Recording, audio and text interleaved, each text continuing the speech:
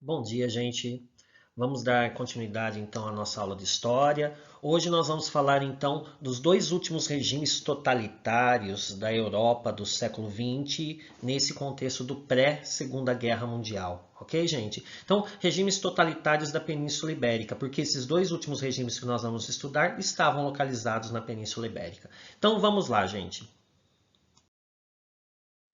E o primeiro regime é o salazarismo, que começou em 33 e foi até 1974. Nós vamos perceber que esses dois últimos regimes, eles vão além da Segunda Guerra Mundial, tá, gente? Por exemplo, o salazarismo, ele vai começar em 1933 e vai até 1974. Professor, onde ocorreu o salazarismo? Ele ocorreu em Portugal. Tá? E quem foi o responsável pelo salazarismo? O responsável pelo salazarismo foi Antônio de Oliveira Salazar, que é esse homem que vocês estão vendo aí na imagem, tá bom, gente? Então, nós vamos falar então do salazarismo que ocorreu em Portugal e que colocou o Salazar no poder. Como ocorreu isso? Então, agora nós vamos falar desses antecedentes. Então, salazarismo, antecedentes. Professor, como que Salazar foi parar no poder? Então, para entender esse resultado, nós temos todo um processo. E esse processo começa quando Portugal ele é promulgado a uma democracia, a uma república. Isso ocorre em 1910, ok, gente? Em 1910, então, Portugal se torna uma república.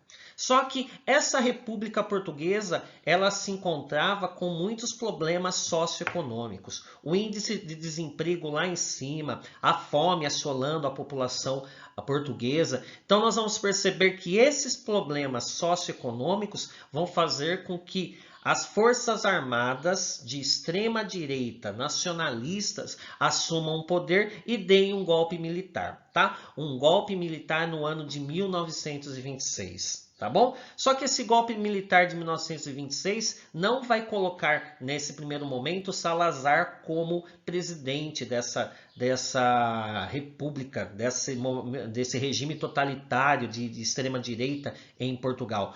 Nós vamos ver que em 1926, depois do golpe militar, quem vai assumir a presidência da república é Antônio Fragoso, tá? Ele se torna então presidente da República. E Salazar, Antônio de Oliveira Salazar, ele vai se tornar o ministro das Finanças portuguesas. Ok, gente? Só que a partir daí nós vamos ver cada vez mais um crescimento dessa figura de Salazar dentro dessa perspectiva totalitária de Portugal. E aí então nós vamos ver que em 1933, Salazar, então, até então ministro das Finanças portuguesas, ele vai criar o que a gente chama de Estado Novo. A partir do Estado Novo, a partir do ano de 1933, então, Salazar vai assumir efetivamente o poder português. E como que ele vai fazer isso, professor? Primeiro, nós vamos ver que ele vai se tornar uma figura muito importante, porque ele é o ministro das Finanças, e a partir de 1933, com a criação do Estado Novo Português, nós vamos ver que Salazar ele vai se impor cada vez mais. Como? Da mesma forma que Mussolini na Itália e que Hitler na Alemanha, através de forças paramilitares. Nós vamos ver que, então, no mesmo ano de 1933, ele vai criar dois órgãos paramilitares que vão ajudar ele a se manter no poder. Quais são esses dois órgãos? A Legião Portuguesa e a PIDE, que é a Polícia Internacional de Defesa do Estado. Esses dois órgãos paramilitares vão fazer com que Salazar se mantenha no poder através da força, através da violência, através do que eles falam de conservadorismo da direita, tá bom, gente? Vai ter o apoio da Igreja Católica aqui nesse momento. Salazar, que era um advogado, ele cristão, ele vai ter o apoio da Igreja Católica para se manter no poder, tá?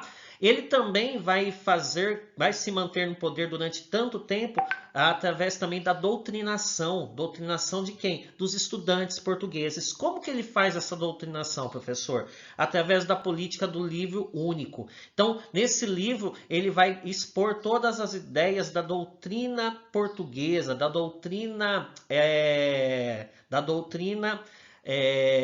totalitarista portuguesa, tá bom, gente? Então, ele se mantém no poder. Até quando ele se mantém no poder, professor? Até o ano de 1974, quando então nós vamos ter a Revolução dos Cravos. Professor, o que foi a Revolução dos Cravos? Foi quando o pessoal das Forças Armadas de baixa patente resolvem, então, dar um contragolpe naquilo que foi o golpe de 1933, naquilo que foi o golpe de 1926. Então, o pessoal das Forças Armadas de baixa patente, os soldados de baixa patente, eles saem às ruas pedindo o fim desse totalitarismo português. Lembrando que o salazarismo foi uma das políticas ditatoriais de maior duração no século XX, né? Então, olha que interessante, nós vamos ver então que vai terminar com a Revolução dos Cravos. E por que tem esse nome? Porque esse pessoal das Forças Armadas Portuguesas de baixa patente recebem o apoio da população. A população vai colocar nas armas desses soldados a flor de cravo. Então, por isso, Revolução dos Cravos, tá? Quem vai assumir depois da Revolução dos Cravos o poder português é Antônio Spínola, tá? Antônio Spínola, então, assume o poder de Portugal e Portugal vai viver um momento muito conturbado, porque as Forças Armadas, o movimento das Forças Armadas, o MFA aí, não vai querer deixar o poder e vai tentar dar um golpe, só que esse golpe fracassa. A partir, então, Antônio Spínola, ele vai fazer uma nova Constituição, que é a Constituição de 1976, e então consegue que a democracia volte então a Portugal. Essa Constituição de 1976 é a Constituição que vigora até hoje no território português. Tá bom? Então, falamos então sobre o primeiro regime totalitário, o último regime totalitário dessa Europa pré-guerra. E agora então nós vamos para o segundo, que é o regime de Francisco Franco, que ficou conhecido na história como franquismo. Se o salazarismo foi em Portugal, o franquismo onde ocorreu, professor? Ocorreu na Espanha. Tá bom, gente? Aí vocês veem a figura, então, de Francisco Franco. Ele que era um general das Forças Armadas espanholas. Então, acompanhe comigo. Como começa a história do franquismo? A história do franquismo na Espanha começa com uma guerra civil. Só que antes da gente falar dessa guerra civil, vamos ver como a Espanha estava, quais eram os antecedentes para que a guerra civil ocorresse e depois colocar-se Francisco Franco no poder. Então, a Espanha ela vai ser um dos últimos países a se tornar uma república dentro do continente europeu desse pré-guerra, né? Pré-segunda guerra. Ela vai se tornar uma república no ano de 1931. Então, Espanha se torna uma república em 1931. E nós vamos ver que depois que a Espanha se torna uma república, nós vamos ter a divisão da sociedade em dois grupos, que são os falangistas e os republicanos. Os falangistas, eles eram nacionalistas, tá, gente? Os falangistas eram representantes daquilo que estava ocorrendo na Europa como um todo. Nós vamos ver, então, um regime nacionalista de extrema direita com os falangistas. E o segundo grupo são os republicanos, representados pela Frente Popular, ok? Os nacionalistas, então, os falangistas eram nacionalistas de extrema direita e os republicanos a gente pode falar que era um pouco de mistura de um pouco de tudo. Nós vamos ter aqui nesses republicanos, nós vamos ter esquerdistas, nós vamos ter marxistas, nós vamos ter anarquistas, nós vamos ter comunistas, ok? Em 1936, nós vamos ter eleições diretas nessa Espanha. E quem vai ganhar essas eleições é a Frente Popular, ok? A Frente Popular ganha as eleições. Você acha que a burguesia vai gostar disso, gente? Não. Você acha que a elite local vai gostar disso? Não. Por quê? Porque essa Frente Popular vai querer colocar um processo de socialismo dentro dessa Espanha. Então, nós vamos ter os falangistas, a Frente Nacional, tentando dar um golpe militar no dia 18 de julho de 1936. Esse golpe militar não vai ser bem sucedido, então começa na Espanha uma guerra civil.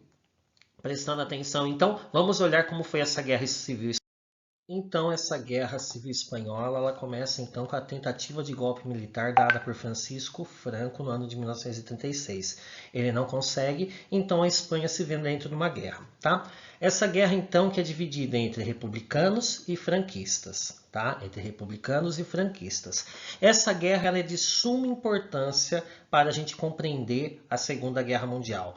Nós podemos afirmar que a Guerra Civil Espanhola, ela é, na verdade, o laboratório de guerra de Hitler e de Mussolini. É onde Hitler e Mussolini eles vão testar os seus armamentos produzidos até então, tá? Em desacordo, lógico, com o Tratado de Versalhes. Então, alguns historiadores, muitos historiadores afirmam que a Guerra Civil Espanhola nada mais é do que o laboratório de guerra para Hitler e para Mussolini. Tá? Onde eles vão testar os seus armamentos.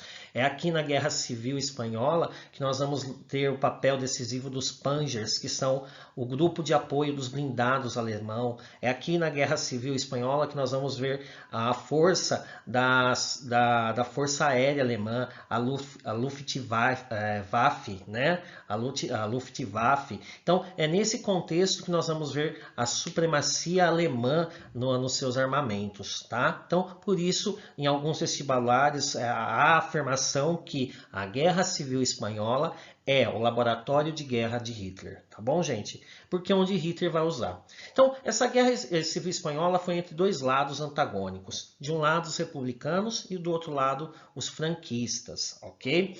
De um lado, os republicanos que estavam sendo apoiados, mais ou menos, pela União Soviética, tá? Um apoio que não foi muito forte, não foi muito decisivo. Uma porque Stalin não queria que se desenvolvesse outro eixo das ideias de esquerda de Marx dentro da Europa. Eles queriam que o poder dele ficasse centralizado dentro da União Soviética e fosse se espalhando. Ele não queria um outro eixo de poder dentro da Europa. Ok, gente? Então, nós vamos ver então o movimento republicano apoiado pela União Soviética mais ou menos, e dentro dessa União Soviética nós vamos ver a junção também das brigadas internacionais, que foram outros países mandando alguns soldados, inclusive o Brasil mandou para a Guerra Civil Espanhola 40 soldados para lutar contra